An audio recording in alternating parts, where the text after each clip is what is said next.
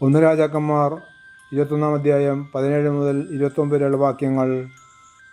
തിഷ്ബനായ ഏലിയയുടെ കർത്താവ് അരുളി ചെയ്തു, നീ ചെന്നു സമരിയയിലുള്ള ഇസ്രായേൽ രാജാവ് ആഹാബിനെ കാണുക.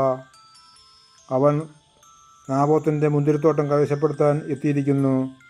നീ അവനോട് പറയണം, കർത്താവ് ചോദിക്കുന്നു, നീ അവനെ കൊലപ്പെടുത്തി അവൻ്റെ വസ്തു കയ്യേറിയോ?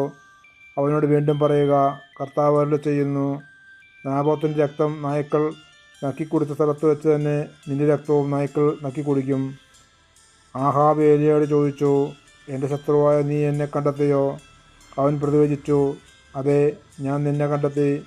കർത്താവിൻ്റെ സന്നിധിയിൽ തിന്മ പ്രവർത്തിക്കാൻ നീ നിന്നെ തന്നെ വിറ്റിരിക്കുന്നു. ഇതാ, ഞാൻ നിനക്ക് നാശം വരുത്തും. ഞാൻ നിന്നെ നിർമ്മാർജ്ജനം ചെയ്യും. ആഹാബിന് ഇസ്രായേലിലുള്ള എല്ലാ പുരുഷന്മാരെയും സ്വതന്ത്രരെയും അടിമകളെയും ഞാൻ നിഗ്രഹിക്കും. നീ എന്നെ പ്രകോപിപ്പിക്കുകയും ഇസ്രായേലിനെ കൊണ്ട് പാപം ചെയ്യിക്കുകയും ചെയ്തതിനാൽ ഞാൻ നിന്റെ ഭവനത്തെ നെബാത്തിൻ്റെ മകൻ ജെറുബ്ബാബലിൻ്റെയും അഹിയയുടെ മകൻ ബാഷായുടെയും ഭവനങ്ങളെപ്പോലെ ആക്കി തീർക്കും. ജസേബലിനെക്കുറിച്ചും കർത്താവ് അരുളി ചെയ്തിരിക്കുന്നു, ഇസ്രായേലിൻ്റെ അതിർത്തികൾക്കുള്ളിൽ വെച്ച് ജസേബലിൻ്റെ നായ്ക്കൾ തിന്നും. ആഹാബിൻ്റെ ഭവനത്തിൽ നിന്ന് നഗരത്തിൽ വെച്ച് മരിക്കുന്നവനെ നായ്ക്കൾ ഭക്ഷിക്കും. നാട്ടിൻപുറത്ത് വെച്ച് മരിക്കുന്നവനെ പാവകളും. ഭാര്യയായ ജസേബലിൻ്റെ പ്രേരണയ്ക്ക് വഴങ്ങി കർത്താവിന് അനിഷ്ടമായത് പ്രവർത്തിക്കുവാൻ തന്നെ തന്നെ വിറ്റ ആഹാബിനെ പോലെ ആരും ഉണ്ടായിട്ടില്ല.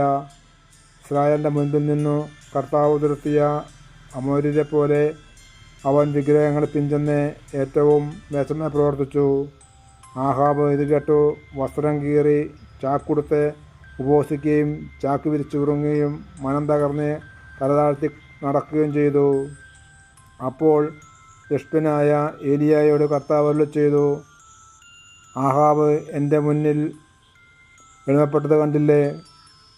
അവൻ തന്നെ തന്നെ താഴ്ത്തിയതിനാൽ അവൻ്റെ ജീവിതകാലത്തു ഞാൻ നാശം വരുത്തുകയില്ല.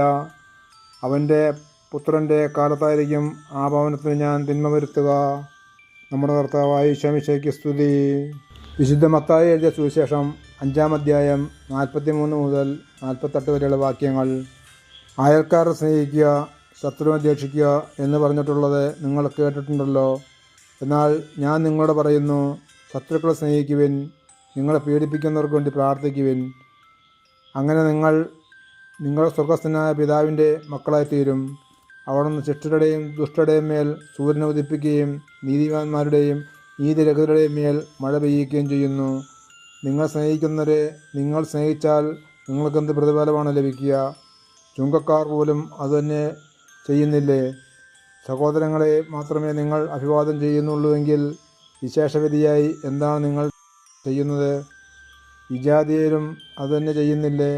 അതുകൊണ്ട് നിങ്ങളുടെ സ്വർഗ്ഗസ്ഥനായ പിതാവ് പരിപൂർണമായിരിക്കുന്നത് പോലെ നിങ്ങളും പരിപൂർണരായിരിക്കുവിൻ. നമ്മുടെ കർത്താവായ ഈശോ മിശിഹായ്ക്ക് സ്തുതി.